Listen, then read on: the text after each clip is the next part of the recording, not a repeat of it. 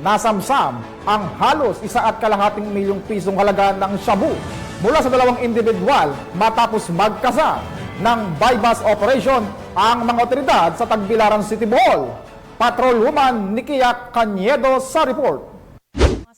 Himas rehas ang dalawang sospek matapos mahulihan ng halos 1.5 milyon halaga ng hinihinalang shabu sa isinagawang buy-bust operation ng Tagbilaran City PNP sa Manlangit Street, Purok 3, Barangay San Isidro, Tagbilaran City, Bohol. Kinilala ni Police Lieutenant Colonel John Karin Oliveros Escobar, Chief of Police ng Tagbilaran City Police Station, Bohol Police Provincial Office, ang mga sospek na sina Ricky, 36 anyo, high-value individual at residente ng Purok 1 Binliw, Ubay, Bohol, at Luniel, 35 anyos, street-level individual at residente ng Sitio Daurong, Panglao, Bohol. Bandang alas 2:31 ng hapon nang ikinasa ng pulisya ang buy-bust operation na nagresulta sa pag-aresto ng mga sospek at pagkasabat ng 7 pakete ng hinihinalang shabu na may timbang na 215 gramo at standard drug price na 1,462,000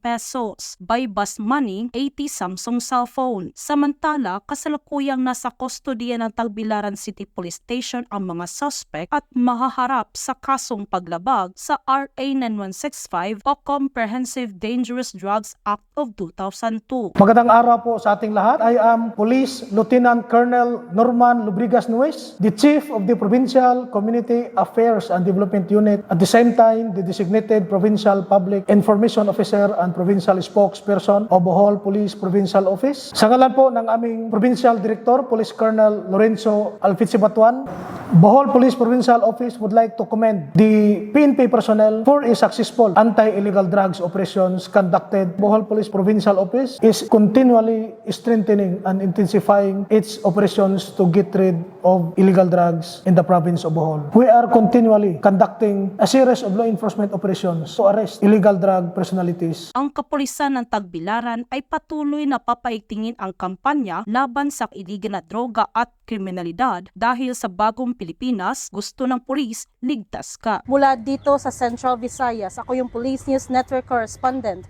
Patrolwoman Nikia Caniedo, alagad ng batas, tagataguyod ng balitang pulis.